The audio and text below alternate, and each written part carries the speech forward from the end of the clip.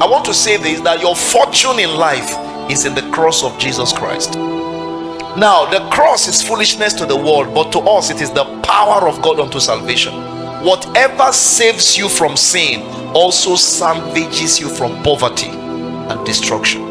Because until sin was introduced into the equation of man's life, privation, lack and want, impoverishment, banishment from success, sickness didn't come.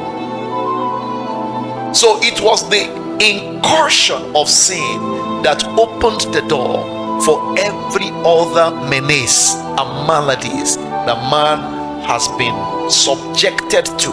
And that is the reason why when God saves you from sin, he saves you holistically. He saves you totally.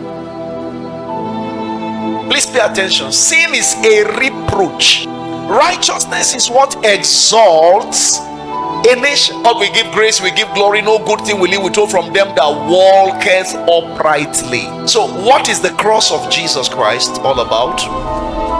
The cross was and remains the instrument of crucifixion.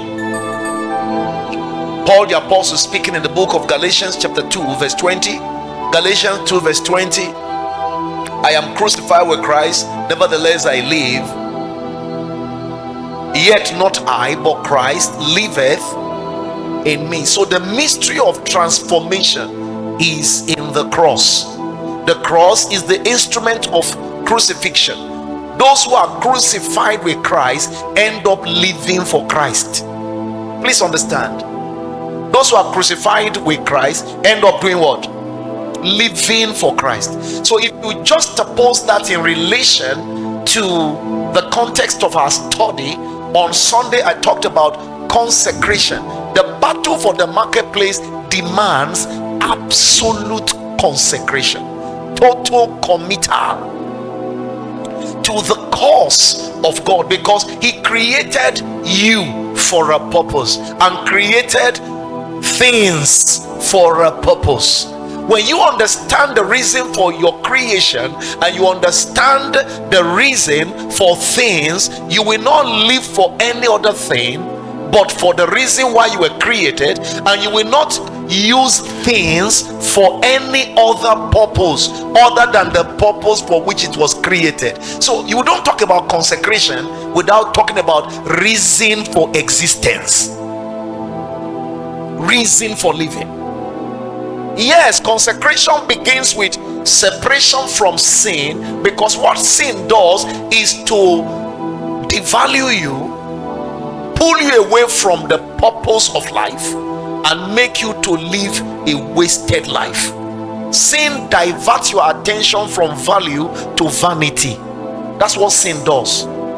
So you live an empty life, make believe life. You chase things that do not add value eternally to your life. And at the end of the day, you realize when you are at the exit point of life that you have labored for nothing. You have lived a wasted life. And that's when people often remember or realize that they have wasted their lives.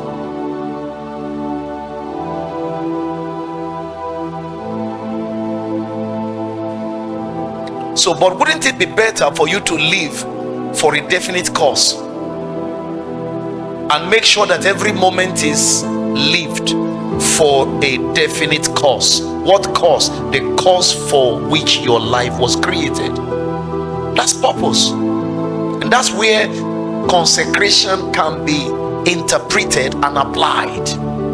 So when I'm wealthy, I'm wealthy for a purpose. When money comes, I don't live a useless life. I don't live a life of vanity. I don't live a life of waste, because I already know why I am blessed. In the first place, I know why I'm alive.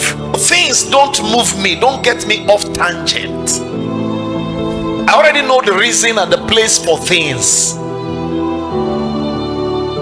This is where the cross is the reason for quality existence. I know that some of my friends or pastors or preachers or theologians from the holiness perspective will tell you they want to use the cross for their personal gain. Gain is not godliness, but godliness will always produce gain. Please don't forget that. And the gain that godliness produces is always superior to the gain we pursue using any dynamics. And that's the simple truth. He said godliness and contentment is, and you know what godliness is? Becoming more like God. If you are more like him and creation sees you the way they see God, won't creation submit to you the way they submit to God? Come on.